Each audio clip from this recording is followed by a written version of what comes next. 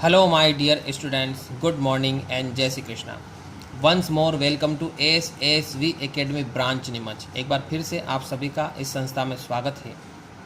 BSc third year paper first physics unit second चल रही है और ये फिजिक्स लेक्चर नंबर 3 है यूनिट सेकंड का. डियर स्टूडेंट्स, आज हम एक क्वेश्चन पढ़ने जा रहे हैं, वो है सरल आवर्ती दोलित्र. अब ये क्या होता है देखिए, पहले क्वेश्चन देखते हैं किस प्रकार से पूछा जाता है. What is simple harmonic oscillator. सरल आवर्ती दोलित्र क्या कहा जाता है इसको? Simple harmonic oscillator.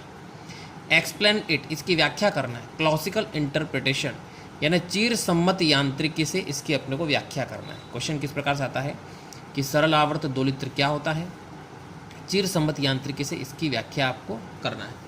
अब चीर सम्मत यांत्रिकी से इसकी व्याख्या करना है, साथ में सरल आवर्ती दोलित्र होता क्या है.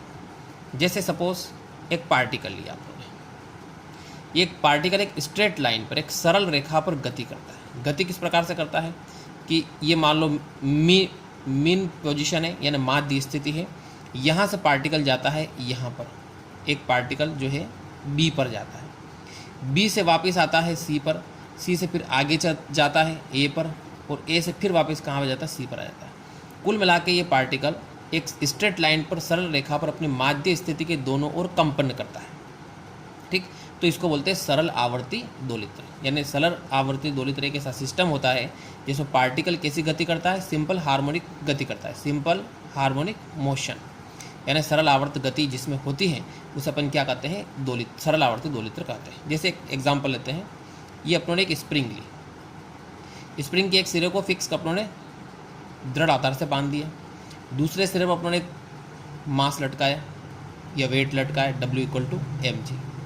अब इस वेट को थोड़ा सा नीचे खींच करके आप छोड़ते हो तो ये स्प्रिंग क्या है, सरल आवर्त गति करेगी. ऐसे ऊपर नीचे ऐसे गति करने लग जाएगी.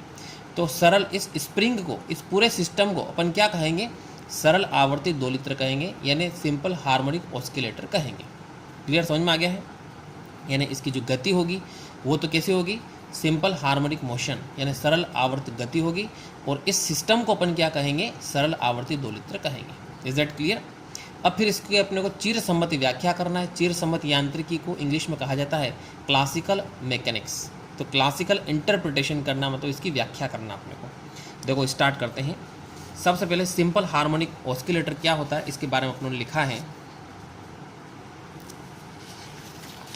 देखिए, a particle executing simple harmonic motion under a line as restoring force is called simple harmonic oscillator. इसको डायग्राम से समझते. देखो ये डायग्राम, ये पार्टिकल हो गया है. क्लियर. ये पार्टिकल यहाँ से इधर जाता है बी पर, वापस फिर सी पर आता है, फिर अपोजिट डायरेक्शन में जाता है ए पर, फिर आ जाता है सी पर. एक पूरा चक्र हो जाएगा इसमें. तो इस प्रकार से मोशन हो रहा है एक स्ट्रेट लाइन पर. ठीक, एक लाइन पर हो रहा है. और ये रिस्टोरिंग फोर्स का मतलब होता है प्रत्यानयन बल. इसको क्या बोलते हैं, प्रत्यानयन बल. यानी ये मोशन, ये जो गति होती है किसके अंतर्गत होती है, प्रत्यानयन बल के अंतर्गत गति होती है. Clear.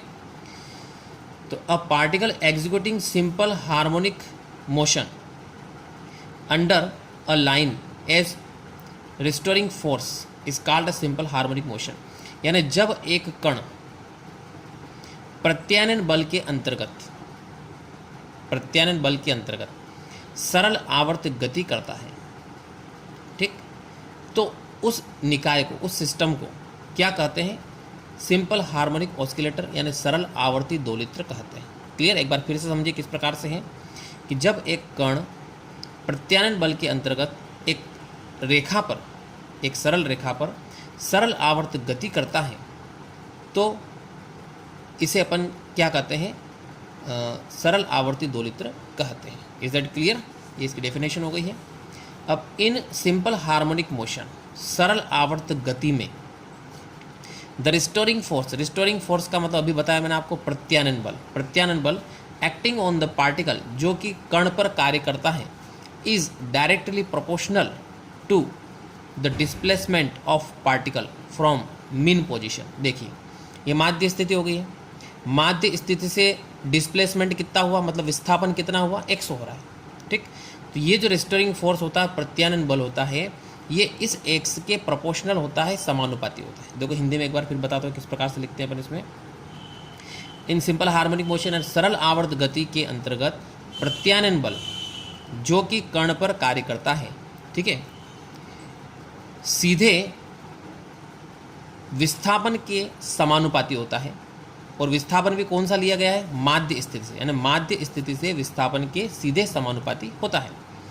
And towards the mean position, और इसकी जो दिशा होगी किसकी, प्रत्यानयन बल की, प्रत्यानयन बल की जो दिशा है वो हमेशा माध्य स्थिति की तरफ रहेगी, सेंटर की तरफ रहेगी। पार्टिकल जैसे उधर जा रहा है, फिर भी प्रत्यानयन बल की दिशा किधर रहेगी, सेंटर की तरफ रहेगी, माध्य स्थिति की तरफ रहेगी। तो कुल मिला के यहाँ पे मैथमेटिक्स में अपन लिख सकते हैं कि force is proportional to displacement. इसका मतलब ये होता है कि बल समानुपाती विस्थापन, डिस्प्लेसमेंट को यहाँ पे कहा जाता है विस्थापन। क्लियर हो गया। तो फोर्स यानी बल इज समानुपाती माइनस विस्थापन। तो फोर्स F हो गया, विस्थापन क्या हो गया, x हो गया, मैं नेगेटिव चिन्ह लगा दिया। यहाँ पे कांस्टेंट आएगा k। क्लियर, k यहाँ पे क्या है, कांस्टेंट है, जिसके बारे में अपने को बताना पड़ेगा कि k क्या है। Where k equal to constant, कोई सा भी एक कांस्टेंट ले लिया आप लोगों ने। अब इसके बाद सिंपल हार्मोनिक ऑस्किलेटर होता क्या है ये अपनों ने पढ़ लिया है। सरल आवर्त गति क्या होती है ये यहाँ तक कंप्लीट हो गया है। अब इसकी व्याख्या करना है, चिर सम्मति यांत्रिकी से इसकी व्याख्या करना है, यानी क्लासिकल मैकेनिक्स इंटरप्रिटेशन। देखो कैसे करते हैं क्लासिकल इंटरप्रिटेशन, यानी चिर सम्मति यांत्रिकी से इसकी व्याख्या। फ्रॉम न्यूटन्स लॉ, न्यूटन के नियम से। न्यूटन्स लॉ क्या होता है, force equal to mass into acceleration. इसका मतलब क्या होता है, देखो समझो, फोर्स का मतलब तो बल होता है, मास का मतलब द्रव्यमान होता है, एक्सेलरेशन का मतलब होता है त्वरण। क्या होता है इसका मतलब, त्वरण। तो ये आपके फार्मूला पढ़ा था ना आपने, F बराबर ma, बल बराबर क्या होता है, द्रव्यमान गुणित त्वरण। यही फार्मूला है, बल बराबर द्रव्यमान गुणित त्वरण। तो द्रव्यमान m हो गया है, त्वरण को a से लिखने के बजाय यहाँ पे लिख रहे हैं अपन d square x upon dt square. Clear. तो त्वरण के लिए क्या सिंबल यूज़ कर रहे हैं अपन, d square x upon dt square, ये त्वरण के लिए यूज़ आता है। अब इसके आगे अपन सोल्व करते हैं। अब इक्वेशन फर्स्ट में f की वैल्यू क्या आ रही है, देखो अपने पास माइनस kx, ये f की वैल्यू अपन इसमें रख देते हैं यहाँ पे। ठीक, तो फ्रॉम इक्वेशन 1 f की जगह लिख देता है माइनस kx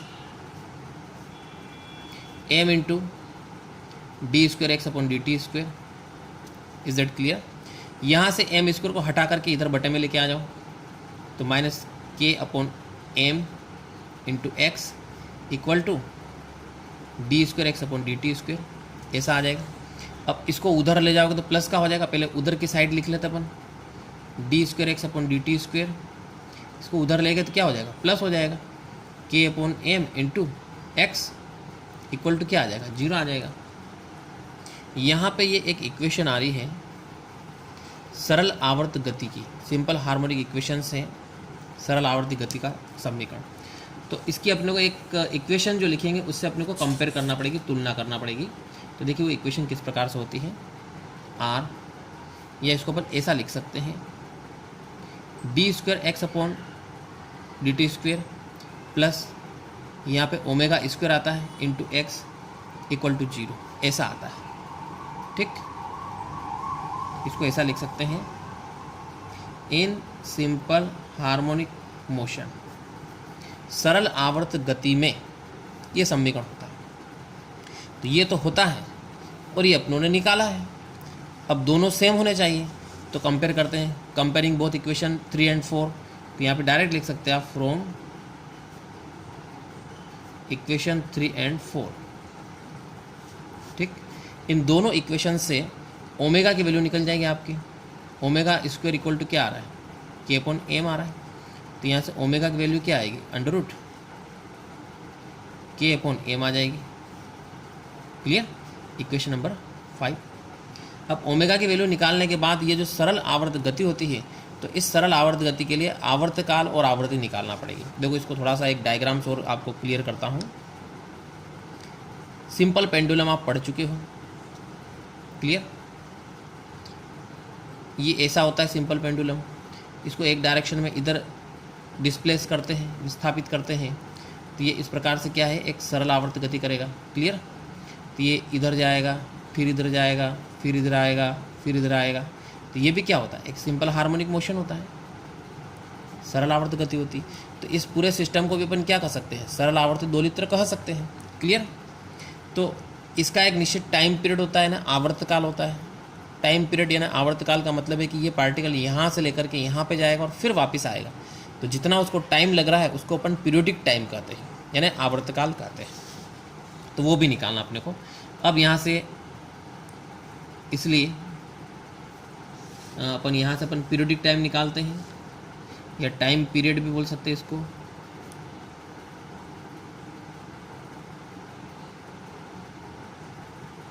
टाइम पीरियड, तो टाइम पीरियड अपन निकालते हैं। तो ये इसका फार्मूला याद रखना आपको, T = होता है 2π/ω, ये फार्मूला होता है। तो ये वैल्यू यहाँ से पुट करते हैं अपन ओमेगा की। अब बटे में लिखेंगे तो ये उलट गुणित हो जाएगा। तो 2π तो ऐसा कैसा रहेगा, और ये k/m की जगह क्या हो जाएगा, m/k हो जाएगा। ये इसका आवर्तकाल निकल गया है। इसको क्या कहते हैं अपन, आवर्तकाल कहते हैं। इक्वेशन 6, आवर्तकाल के बाद अपन आवृत्ति निकाल सकते हैं, ठीक। And frequency,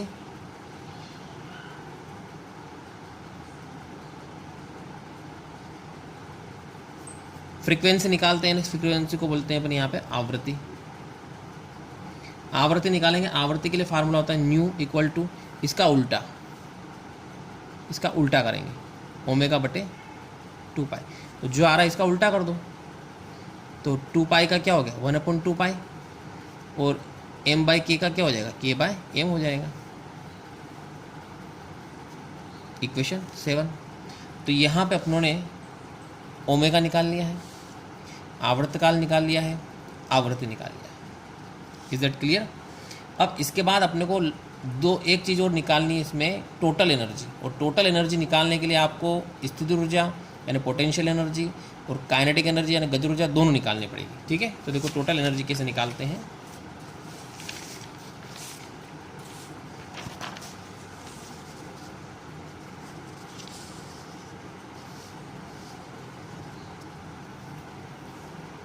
yes, total energy अपन निकालते हैं।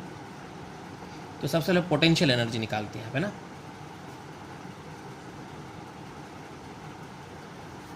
पोटेंशियल एनर्जी, पोटेंशियल एनर्जी का मतलब ये होता है स्थितिज ऊर्जा। यहाँ पे स्थितिज ऊर्जा को V से लिखा जाता है, और V = होता है इसमें इंटीग्रेशन 0 से कहाँ तक विस्थापित कर रहे हो आप, x तक विस्थापित कर रहे हो, F × dx। और ये नेगेटिव होती, ये ध्यान रखना। वैल्यूज रखेंगे, F की वैल्यू क्या होती है -kx पढ़ चुके अपन, माइनस माइनस प्लस हो जाएगा, k कांस्टेंट बाहर निकल जाएगा। x का करते हैं इंटीग्रेशन, क्या होता है x²/2, लिमिट क्या आएगी 0 से x आ जाएगी। इसको आप आगे सोल्व करते हो तो 1/2 बाहर निकल गया, k बाहर निकल गया, x की जगह x लिखेंगे तो x² आएगा, 0 को छोड़ दो। ये पोटेंशियल एनर्जी निकल गई अपनी, क्लियर। ये इक्वेशन नंबर 7 थी। 7 के बाद इक्वेशन नंबर कौन सी आ जाएगी, 8 आ जाएगी। पोटेंशियल एनर्जी यानी स्थितिज ऊर्जा निकल गई है। अब स्थितिज ऊर्जा निकालने के बाद अपने को निकालना काइनेटिक एनर्जी यानी गतिज ऊर्जा निकालनी, क्लियर। तो देखो काइनेटिक एनर्जी निकालते हैं।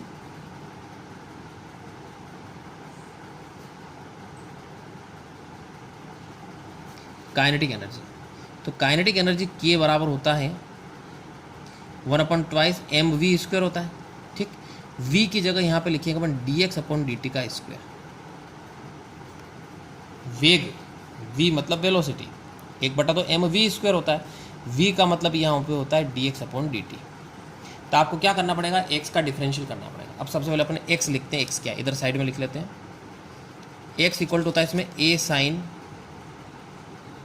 ω × t, ये आपको ध्यान रखना है। x = क्या होता है ए साइन ओमेगा इंटू टी होता है, ये आपको ध्यान रखना है। तो ये अपन एक काम करते हैं, यहाँ पे लिखते हैं ये जो इक्वेशन थी, इक्वेशन नंबर 4, इसके बाद x इक्वल टू लिखते हैं ए साइन ओमेगा इंटू टी, और इसको भी इक्वेशन देना है तो एक काम करते हैं, इसको इक्वेशन दे देते पर स्टार। क्लियर? ये इक्वेशन नंबर 4 के बाद आएगा, ठीक। इसको बोलते हैं डिस्प्लेसमेंट। डिस्प्लेसमेंट मतलब विस्थापन। क्लियर? तो ये x equal to a sine omega into t यहाँ पे है, क्या करना है, इसका डिफरेंशियल करना है। क्लियर? देखो डिफरेंशियल कैसे करते हैं, 1/2 m, इसका डिफरेंशियल करोगे तो a तो ऐसा कैसा, साइन का डिफरेंशियल करो तो क्या आएगा, कोस ओमेगा इंटू टी, साथ में ओमेगा से मल्टीप्लाई और होगा, ओमेगा से मल्टीप्लाई कर दिया इंटू स्क्वायर, तो k बराबर 1/2 m a square omega square cos square omega into t, ऐसा आ जाएगा। क्लियर? अब इसके बाद क्या होगा देखो,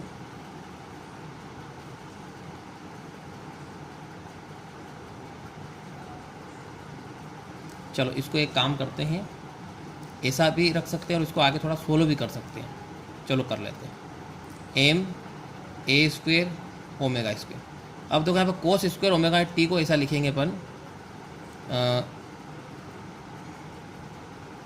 1 minus sine square omega into t, ऐसा लिख दिया इसको। Clear? 1/2 m omega square, a square का अंदर मल्टीप्लाई करो, a square minus a square sine square omega into t. अब k equal to 1/2 m omega square bracket में ए स्क्वायर माइनस, अब देखो इसकी जगह आप क्या लिख सकते हो, यहाँ से क्या लिख सकते हो, एक्स लिख सकते हो, तो क्या आएगा, एक्स स्क्वायर आ जाएगा। क्लियर? ये इक्वेशन नंबर हो गए अपने 9। अब लास्ट में आपको टोटल एनर्जी निकालना है इसका, तो देखो टोटल एनर्जी निकालते हैं।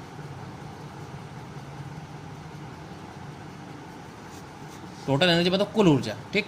तो कुल ऊर्जा को ई से लिख लेते हैं, ई बराबर potential energy plus kinetic energy, दोनों को प्लस कर लिया अपनों ने। तो टोटल ऊर्जा बराबर पोटेंशियल एनर्जी कितनी आ रही थी, 1/2 kx स्क्वायर प्लस ये कितना आ रहा है, 1/2 m ओमेगा स्क्वायर ब्रैकेट में a square minus x square equal to 1/2। अब यहाँ पे क्या होता है कि k का मान रखना अपने को। अब k का मान कहाँ से रखेंगे, देखो ध्यान से देखना, ओमेगा स्क्वायर बराबर होता है, देखो कहाँ पे था ये अपने, यहाँ पे था, यहाँ पे था, ओमेगा स्क्वायर बराबर k/m। तो यहाँ से k की वैल्यू निकालोगे तो क्या आएगा, m omega square equal to क्या आ जाएगा, k आ जाएगा। क्लियर? ये रीज़न दे देंगे, सिंस या चूंकि लगा सकते हैं। तो k की जगह क्या लिखना है आप लोगों को, m ओमेगा स्क्वायर लिखना है यहाँ पे, m omega square x square plus 1/2 m omega square a square minus x square. देखो दोनों में क्या कॉमन आ रहा है, कॉमन निकालो, या अंदर मल्टीप्लाई कर लो, चलो वो भी तरीका है, कॉमन मत निकालो, मल्टीप्लाई कर लो, अंदर मल्टीप्लाई करो तो m omega square a square, इधर मल्टीप्लाई करो तो क्या आएगा, 1/2 m omega square x square. देखो क्या कट रहा है, फर्स्ट लास्ट, तो यहाँ पे टोटल एनर्जी निकल गई 1/2 m omega square a square, ये कुल ऊर्जा निकल गई। तो यहाँ पे अपन लिख सकते हैं कि E is proportional to a square. Energy जो होती है वो एम्पलीट्यूड मतलब आयाम के वर्ग के समानुपाती होती है। Is that clear? ये टोटल एनर्जी निकल गई। अब लास्ट में अपने को एक ग्राफ से इसको थोड़ा सा एक्सप्लेन करना है। देखो क्वेश्चन बड़ा है और IMP भी है, तो आपको ये करना पड़ेगा। 11 ग्राफ से समझते हैं। एनर्जी डिस्टेंस कर्व, ऊर्जा और विस्थापन के बीच वक्र अपन खींचते हैं। तो इधर तो x एक्सिस पर अपनों ने लिया x डिस्प्लेसमेंट विस्थापन, इस अक्ष पर लिया अपनों ने एनर्जी, और पार्टिकल जो है इस प्रकार से मूव कर रहा है, वेलोसिटी बता दी इसमें। क्लियर? अब यहाँ पे आप देख रहे हो कि एक तरफ विस्थापन प्लस a, दूसरी तरफ विस्थापन क्या हो गया है, माइनस ए हो गया है। क्लियर, एक तरफ विस्थापन प्लस है, दूसरी तरफ माइनस है। अब ये प्लस है माइनस है किस प्रकार से देखो, इस डायग्राम में समझो आप। इधर विस्थापन प्लस, इधर विस्थापन क्या हो गया माइनस, तो x इक्वल टू इधर प्लस और x इक्वल टू इधर क्या है माइनस। यहाँ पे x इक्वल टू प्लस और माइनस। अब क्या होता है कि जब यहाँ इस पॉइंट की बात करते हैं तो इस पॉइंट पर कर्व यहाँ पर है, यानी मध्य स्थिति में ऊर्जा जीरो होगी।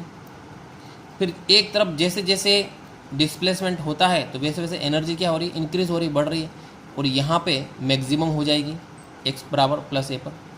वापस विपरीत डायरेक्शन में जाएंगे तो इधर आपकी एनर्जी वापस ये भी मैक्सिमम हो जाएगी माइनस ए पर।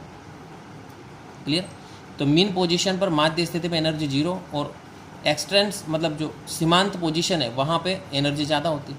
और ये कर्व कैसा आ रहा है, पैराबोला आ रहा है।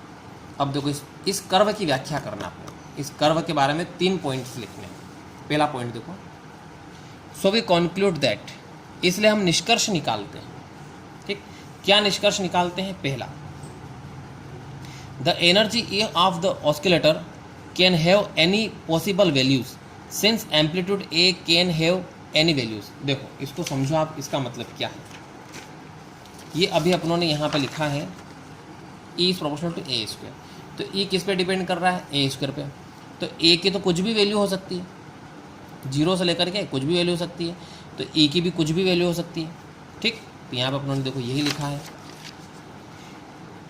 कि जो सरल आवर्ती दोलित्र है, जो दोलित्र है उसकी ऊर्जा E का मान कुछ भी हो सकता है, एनी पॉसिबल वैल्यू, यानी कुछ भी मान हो सकता है। क्यों, क्योंकि एम्पलीट्यूड यानी आयाम ए का मान भी कुछ भी संभव है।